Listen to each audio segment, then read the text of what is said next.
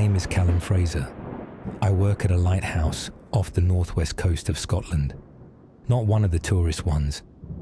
Not the kind you take photos of or walk up with your kids. This one isn't on postcards. It's not even on most maps. It sits on a slab of black rock about 6 miles from the mainland, just beyond where the water turns darker and the waves stop breaking clean. The locals call the stretch of sea around it the Grey Mouth. I didn't know what that meant when I took the job. I do now. I didn't grow up wanting to work out here. I didn't grow up wanting anything really. My dad worked the docks in Ullapool. My mum cleaned holiday lets. Money was always thin, tempers always shorter than they should have been. I left school at 16 and bounced between jobs. Fish processing, night security, repair work on trawlers, a few months offshore on an oil support vessel. I learned pretty early I was good with machines and better with being alone. After my mum died, I didn't have much tying me anywhere. No partner, no kids. Just a flat that felt too quiet in the wrong way. I started taking longer contracts, further out, longer rotations. The lighthouse job came through a maritime contractor I'd worked with once before. No listing, no website, just a phone call. They said they needed a technician willing to do 6-week stints maintaining a navigation beacon and monitoring equipment on an unmanned rock station. They said the pay was high because access was difficult. They said the previous keeper had retired. They didn't say anything else. I didn't ask many questions. When you grow up broke, you learn not to. The boat ride out took nearly 4 hours. The sea was calm near shore, then wrong. Not rough, just heavy. Darker water, slower movement, like something thick. The skipper didn't talk much. When the lighthouse came into view, he cut the engine and let us drift the last stretch. From a distance, it didn't look real.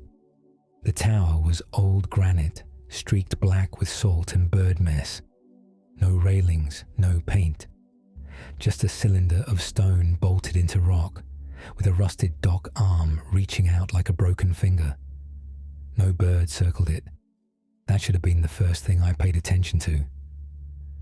We unloaded the crates, fuel, food, water, equipment cases. He handed me a waterproof folder, a satellite radio, and a single brass key. 6 weeks, he said. Supplies every other Friday, weather permitting.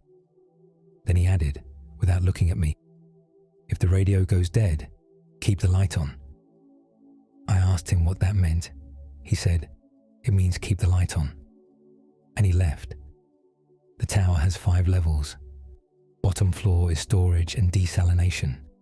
Second is generators and battery banks. Third is living quarters. 2 bunks, a narrow galley, a fold-down desk. Fourth is the watchroom. Then the lantern chamber on top, where the lens and rotation motor live. It smells like salt, oil, and old stone. The walls sweat when the weather turns.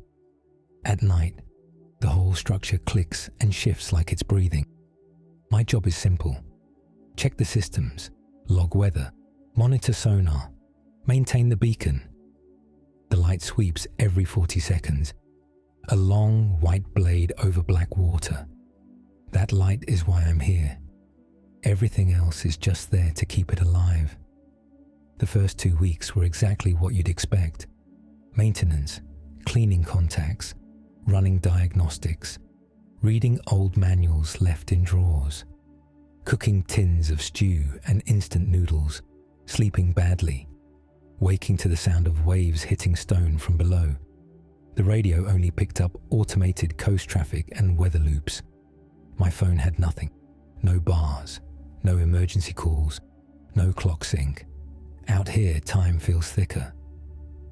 On the 15th day, I found the second bunk made. I hadn't touched it. I hadn't unpacked anything onto it. I was using the one closer to the wall, away from the small porthole. The other mattress had been smoothed, blanket folded, pillows shifted like someone had sat on it. I stood there longer than I'm proud of, telling myself it was vibration, or me forgetting, or the tower settling. But I knew what a made bunk looked like, and I knew I hadn't done it.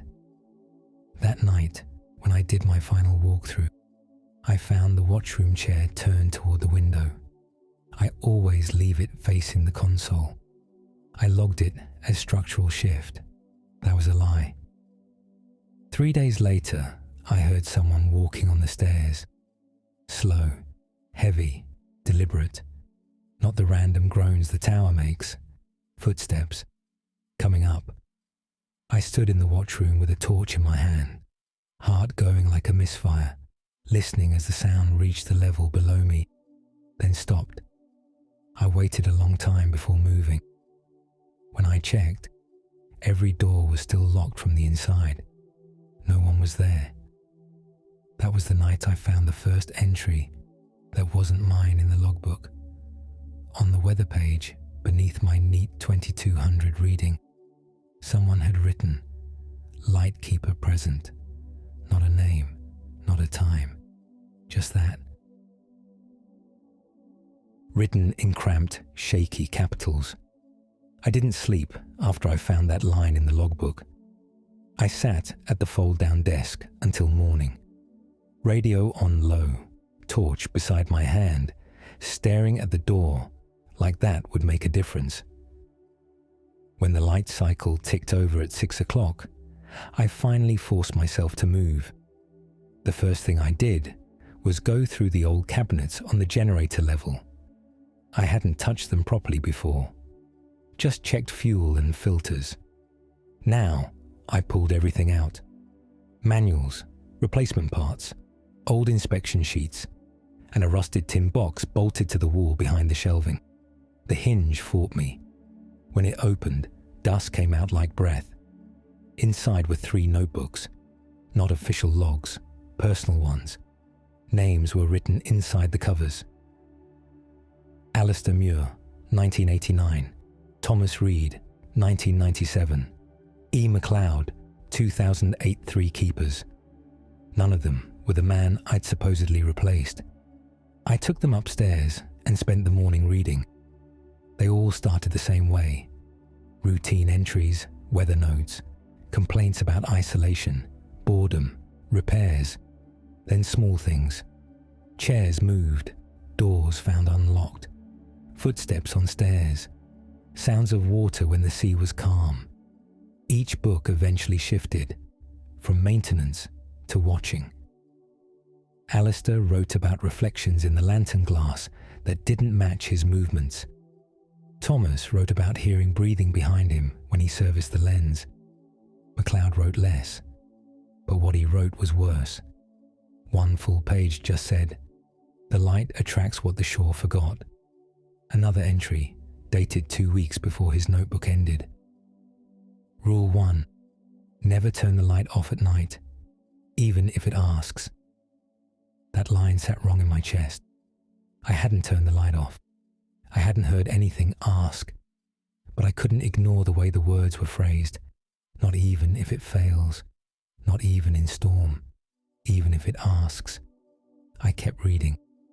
MacLeod wrote about voices rising out of the surf, not shouting, not calling, conversational, as if someone were standing just below the windows, talking quietly to themselves.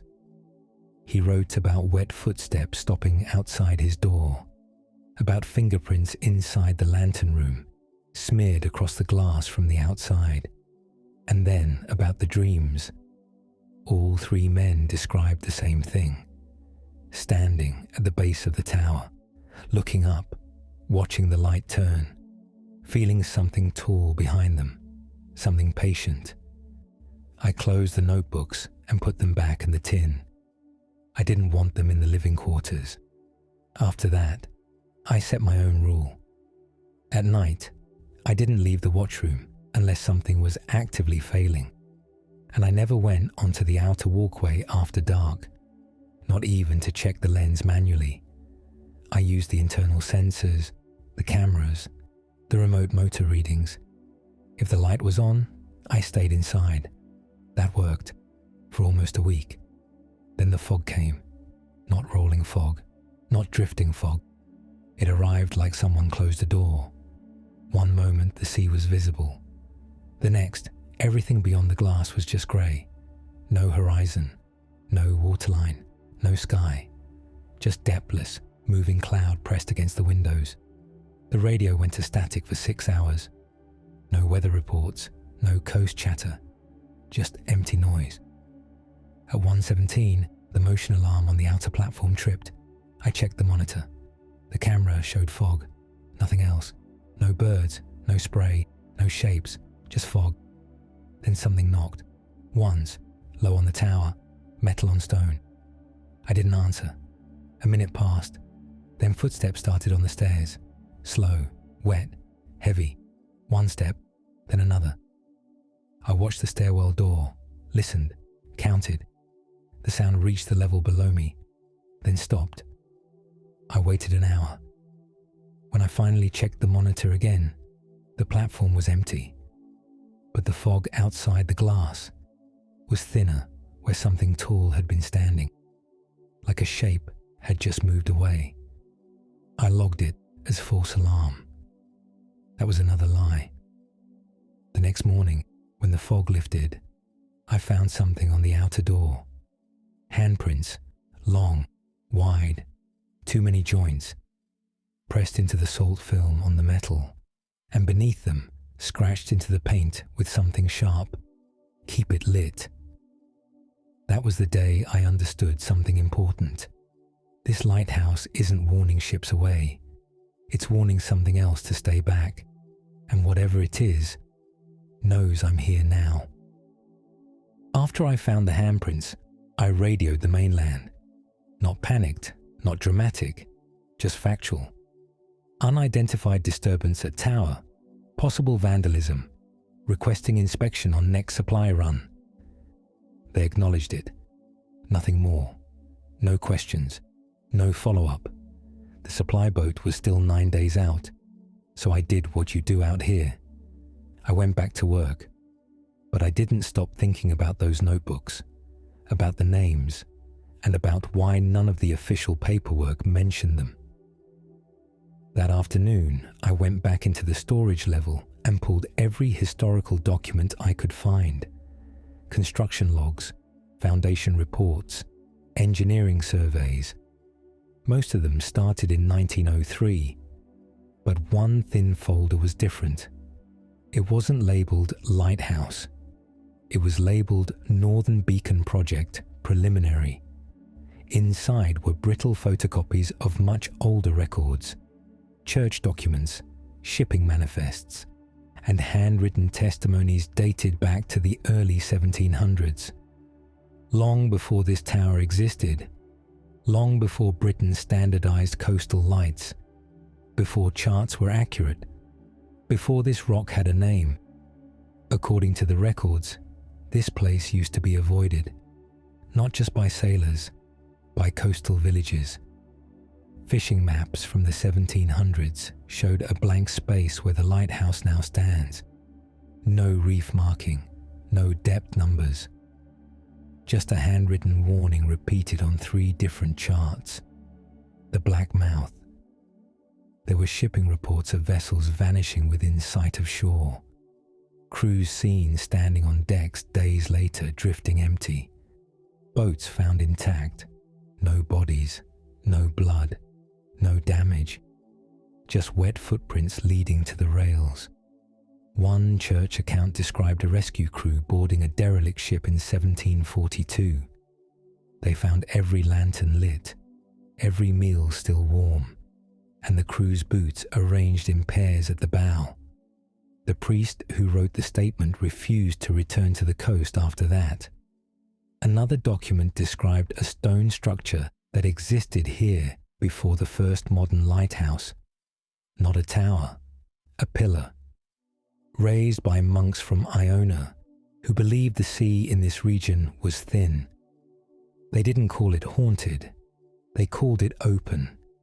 The pillar wasn't meant to guide ships. It was meant to seal something beneath the waterline. The last line of the document chilled me more than anything else I'd read. The light is not for men. It is to remind what waits below that it has not been forgotten. That night, I dreamed of the stairs, not climbing them, standing at the bottom, looking up, watching the light rotate through the glass, and feeling water drip onto the back of my neck. When I woke, my pillow was damp, but the ceiling was dry. The first disappearance happened 6 days later. A trawler out of Ullapool. 3 men. Routine route, clear weather. The Coast Guard broadcast went out just after midnight. I picked it up on the emergency band. They lost contact 17 miles east of me. Last transmission was incomplete. Just breathing. Then a sound like something moving across metal. I logged the time, adjusted the beam, ran a sonar sweep, and for the first time since I'd been stationed here, something answered. A mass, deep, stationary, directly beneath the lighthouse. So large the system couldn't finish rendering it.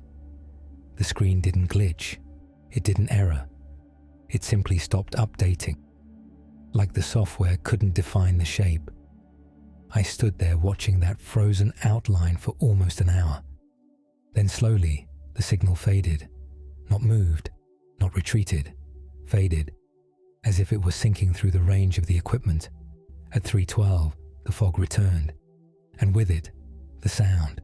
Not a voice, not words, singing, low, close, from directly beneath the tower. I didn't go to the windows. I didn't go to the stairs. I sat on my bunk with my hands over my ears and the radio hissing static into the room. The singing lasted 23 minutes. When it stopped, something brushed the base of the lighthouse. Once, like a body rolling against stone. The trawler was found 2 days later, drifting, engines cold, all lights on, no crew. The Coast Guard report called it environmental disorientation. I wrote something else in my private log. I wrote, "It's not taking them, it's calling them home. And whatever lives under this rock is starting to remember there are still people above it." After the empty trawler was logged, the radio changed. Messages became shorter, colder, just coordinates and codes. No names, no explanations. Then the supply boat was late. It had never been late. 3 days passed, then 4, then 5. I started rationing without meaning to. Not because I was running out, because something in my head was telling me this was the last quiet stretch I was going to get. The lighthouse began changing, not in obvious ways. The stairs felt longer. My footsteps echoed back slower. The inner walls collected a coal-slick film that smelled like salt and rot. One morning I found fresh rust on the railings, bright, new, impossible. The light system started drawing more power. Not the bulb, the rotation motor. The lens was meeting resistance, like the air itself had thickened. I climbed into the housing to inspect it. The glass was warm, not from the bulb, from inside. When I touched it, I felt vibration, a slow tremor, like distant machinery, or breathing. The beam passed over the water, and for a fraction of a second, the reflection in the glass didn't match the room. Something tall crossed behind me. I turned. Nothing was there, but the smell grew stronger. Brine, metal, something sweet underneath. That night, the singing came back, not through the air, through the stone, beneath my bunk. Many voices layered together, some deep, some thin, some almost like children, circular, repeating, like something being taught. I radioed the mainland, told them about the sonar, the power drain, the sounds, the changes. A man I'd never heard answered, older, careful. He didn't ask questions. He said, "Is the light operational?" I said yes. He said, "Good. Keep it that way." I asked what was under the lighthouse. He said, "If the light stops, it remembers the surface." Then he ended the transmission. 2 nights later, the light stalled, just for a second, but long enough. The ocean pulled inward, like something below had inhaled. The tower shook, the singing stopped, replaced by stone grinding on stone. Deep, close, under my feet. I ran to the lamp room. The lens was barely moving. The motor screamed. I grabbed the emergency crank, turned. The resistance was unreal. My hands burned, my shoulders screamed, but the beam moved. When the light resumed its cycle, the sea released. The tower steadied. The smell faded. The singing did not return. When the supply boat finally came, they didn't dock. They lowered a crate and left.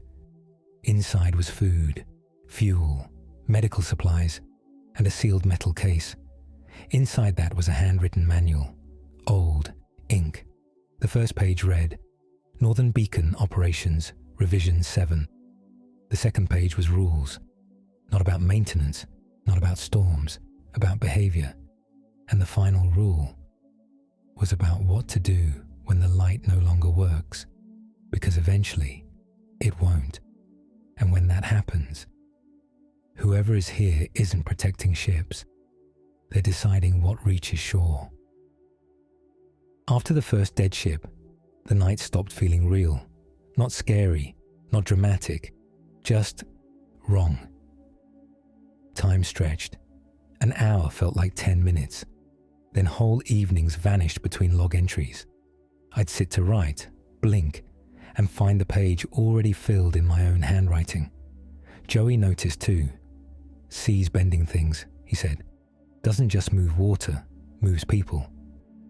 3 nights later, the sonar screens went black. All 4 at once. No static, no error message, just nothing. I remembered the warning.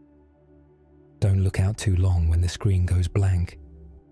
Then the tower vibrated, not shaking, breathing. Slow pressure rising through the rock, into the steel, into my ribs. Joey was already at the window. "David, don't turn the light." Outside, the water was circling the island. A massive, slow rotation, like something beneath us was turning over. Then the glow appeared. Not a dead ship, something deeper. A vast shape moving under the surface, its outline warping the sea above it. And as it rose, the water lifted with it. The tower groaned. Metal screamed below us. And then the singing started. Inside the walls, low, wet, familiar. My mother's voice. Dead 15 years, calling my name the way she did when I was a child. Joey dropped to his knees and covered his ears. "Don't listen," he whispered. "It uses memory. It pulls you apart with it." The vibration deepened. Something struck the base of the lighthouse. The whole structure lurched. I ran.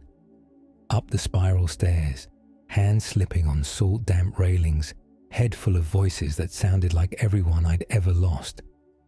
I reached the lamp room and slammed the hatch shut. Below me, Joey was shouting, "David, if you turn it on, it will know exactly where it is." The singing stopped. Instantly, no vibration, no water, no wind, just silence. And in that silence, I understood. The light wasn't protecting ships. It was orienting it, keeping it aware, keeping it fed. Something heavy shifted beneath the island, waiting. So I turned the light on. The beacon ignited, and the sea answered.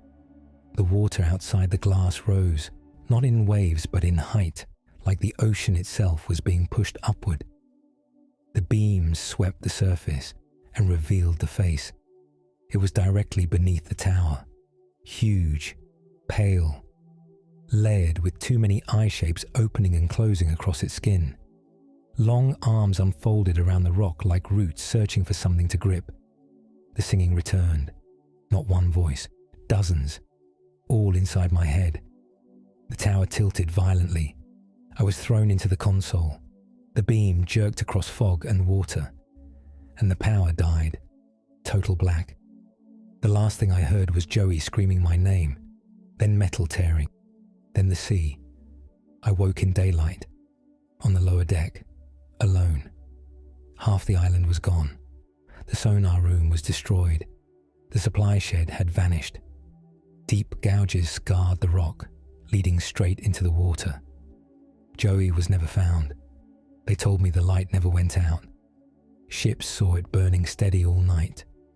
No unusual readings, no seismic activity, no explanation. They sealed the lighthouse 3 days later, declared it unsafe.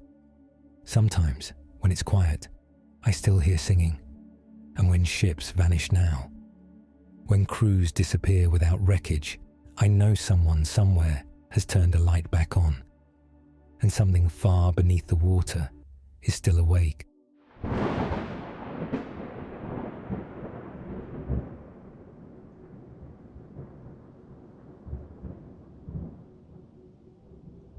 If you have an experience you can't explain, whether it happened in the woods, on the job, on the road, or somewhere you thought was safe, you can send it in using the email in the description.